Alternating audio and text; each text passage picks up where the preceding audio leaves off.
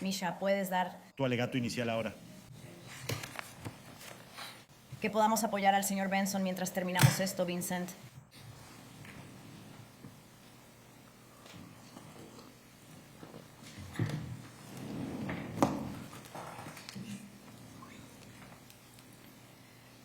Buenos días. Bienvenida de nuevo. Así que durante los próximos 2 o 3 días voy a demostrarles que el acusado disparó y mató a su esposa desde hacía 13 años, Rosa Kramer.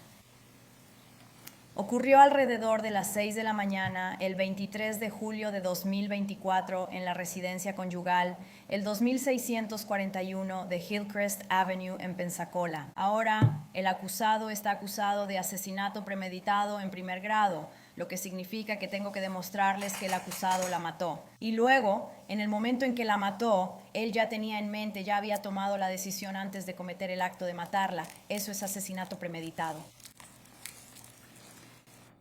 Así que durante los próximos 3 días van a escuchar muchas pruebas en muchas formas diferentes que hay problemas en su matrimonio. Van a ver y escuchar pruebas, muchos mensajes, mensajes de texto, mensajes de Facebook entre los dos. Escucharán a los familiares de Rosa sobre, ya saben, que ellos sabían, estaban conscientes de que había problemas en el matrimonio. Escucharán a la compañera de trabajo del acusado. La acusada era encargada de reabastecimiento en el turno nocturno en PetSmart. Y ella trabajaba medio tiempo. Él le dijo a su gerente ahí en el PetSmart, 2 o 3 meses antes de la muerte de Rosa, que estaban teniendo problemas y que él sabía que su esposa lo iba a dejar. Ahora, la fallecida en el caso, Rosa, era flebotomista y estaba angustiada por el deterioro de su matrimonio. Estaba deprimida. Ella había tomado una licencia del trabajo o intentó tomar una licencia y perdió su empleo. En el momento en que falleció, no estaba trabajando. Había problemas de dinero en el matrimonio, tenían una casa, tenían cuentas. Había todas estas cosas que estaban contribuyendo al estrés matrimonial y la acusada estaba muy molesta por eso. Escucharán que aproximadamente 1 o 2 semanas antes de su muerte, Rosa se mudó de la casa. Se fue a vivir con su papá y se había estado quedando ahí. Y durante el tiempo de su ausencia, antes de su muerte, desde que se fue hasta que la mataron, el estrés matrimonial simplemente siguió aumentando. Y verán los mensajes entre Rosa y Tim sobre eso. Ahora, todo esto llega a un punto crítico el 22 de julio. El 22 de julio, Rosa le envió un correo electrónico al acusado donde aparentemente dijo que ya había terminado, que todo había terminado. Y verán las comunicaciones entre ellos el día 22, principalmente de él, porque ella realmente no le responde mucho al acusado. Y él está tratando de que ella le responda, está tratando de que vaya a verlo. Él está desesperado. Y al final él la trae a la casa. En mensajes del 22 de julio, él la trae a la casa con la promesa de devolverle ciertos objetos que habían pertenecido a su madre fallecida. Y le dice que venga a primera hora, que venga a primera hora de la mañana para que no tengamos que vernos porque él todavía estaría en el trabajo. Recuerda, él trabajaba turnos nocturnos en PetSmart. El 23 de julio se suponía que él debía trabajar de 3 a.m. a 8 a.m. Y lo hizo. Él llegó a trabajar a las 3 a.m. el 23 de julio y verán el video de PetSmart donde él llega al trabajo. Pero luego se fue a las 4:25 de la mañana y regresó a casa. Y cuando llegó ahí, cuando regresó a la casa, no se estacionó en la entrada. Metió su auto en la parte trasera de la casa, movió su camioneta detrás de la casa. Y esta es una casa que no tiene, un garaje. No es una casa donde normalmente se estacionan en el patio trasero. Tuvo que abrir la cerca, manejar el auto hasta allá atrás, volver a cerrar la cerca. Y la esperó dentro de la casa. La mañana del día 23 se levantó temprano. Le dijo a su papá que iba a ir a la casa a recoger unas cosas, que regresaría. Se esperaba que regresara para llevarlo al consultorio del doctor. Y llegó a la casa a las 5:59 de la mañana. Ahora, para las 6:12 de la mañana, vas a ver evidencia de que el acusado empieza a llamar a su hermana, marcándole una y otra vez, llamándola repetidamente hasta que logra que le conteste. Y su hermana vive en Milton, su hermana se llama Dolores. A las 6:47 hay un mensaje de texto del acusado a su hermana que dice: hiciste una promesa, no te eches para atrás. Y Dolores, su hermana, le responde: Tim, me dijiste que la mataste. No puedo ser cómplice de esto. Tengo que pensar en mi prometido y en su hija. Por el resto del día, el acusado y su hermana Dolores estuvieron enviándose mensajes de texto de ida y vuelta durante casi 12 horas hablando de todo esto. Ellos están discutiendo la muerte de Rosa y explorando opciones sobre cómo van a explicarlo o cómo él lo va a explicar. A las 7:40 de la mañana, verás evidencia de que el acusado salió de la casa y se llevó el auto de Rosa a un parque que está a poca distancia, a donde se puede ir caminando desde la casa. Lo condujo hasta el campo de béisbol, lo estacionó detrás de un contenedor de basura donde no podía verse desde la carretera y caminó de regreso a la casa.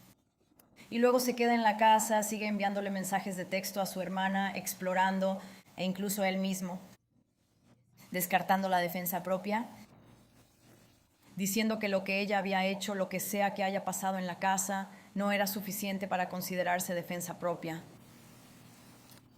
Al final se mandan mensajes de texto y él decide que va a ir a la casa de su hermana en Milton y esconderse ahí. Y lo hace. Sí va a Milton justo antes de las 6 p.m. Así que la mayoría de las pruebas que van a escuchar hoy se presentan desde la perspectiva de la familia de Rosa y de las autoridades. ¿Cómo están? Ya sabes, tratando de averiguar dónde está y reportándolo a las autoridades, intentando reconstruir lo que pasó.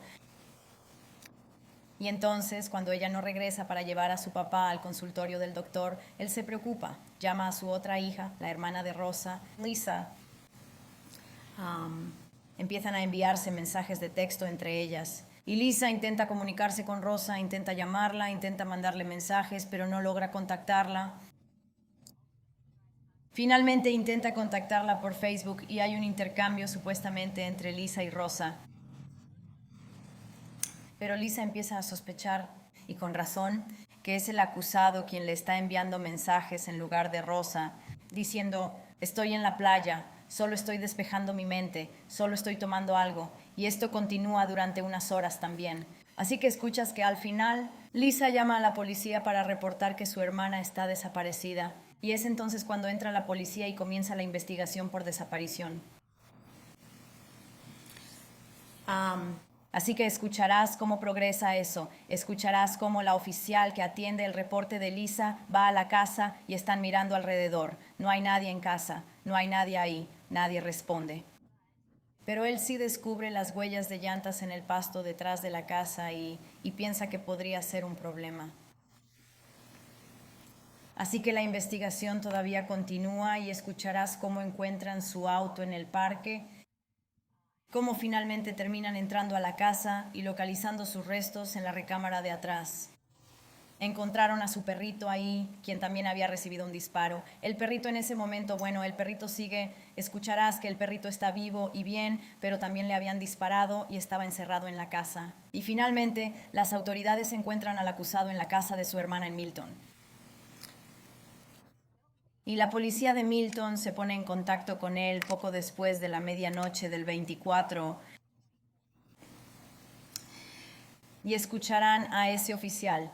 Él vendrá y tendrán la oportunidad de escuchar la interacción a través de la cámara del tablero de su vehículo, de su interacción con el acusado. Y el acusado dice que no ha visto ni sabido nada de Rosa en más de una semana, que Rosa se había mudado a la casa de su papá, que se estaban divorciando, que ya era definitivo, que no iban a volver a estar juntos. Verán fotografías de él después de que fue detenido y la ropa que llevaba puesta. Él lleva puesta una camiseta de PetSmart y unos jeans, y los jeans tienen salpicaduras de sangre evidentes por todas partes. Hoy van a ver fotografías de la escena del crimen. Van a escuchar al veterinario que examinó al perro y también escucharán al médico forense. Esperemos llegar a eso hoy, pero escucharán al médico forense respecto a su autopsia. Rosa recibió 4 disparos, 2 veces en la cabeza, una vez en el costado, una vez en la rodilla. El miércoles vamos a empezar a examinar el teléfono del acusado y el contenido de su teléfono. Explora todos los mensajes entre el acusado y Rosa, entre el acusado y su hermana. Los mensajes de Facebook que le envió a la hermana de Rosa haciéndose pasar por Rosa.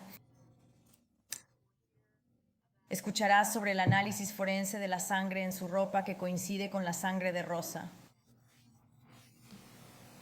También vas a escuchar sobre el análisis forense del arma de fuego que se encontró en el vehículo del acusado.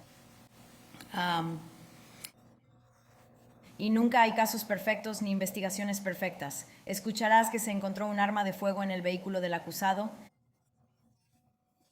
pero tuvieron que hacer 2 órdenes de cateo para este auto. No se encontró la primera vez que registraron el auto, justo al principio de julio, o justo cuando ocurrió esto en julio. Se encontró en octubre, pero estaba ahí en su auto y fue analizado. Y el arma de fuego es la que efectuó los disparos que mataron a Rosa. Por último, van a escuchar sobre el análisis de geolocalización que se hizo en los registros del teléfono celular del acusado. Va a rastrear sus movimientos y verán que él va a PetSmart para trabajar temprano en la mañana del día 23. Verán que regresa a casa temprano. El día 23 verán que va al estadio de béisbol a las 7:30, 7:40 de la mañana. Verán que él va a Milton. Todo esto durante los próximos 3 días les dejará una certeza más allá de toda duda razonable. Primero, que el acusado mató a su esposa, y segundo, que fue con un plan premeditado. Gracias. Gracias, señor Strachey.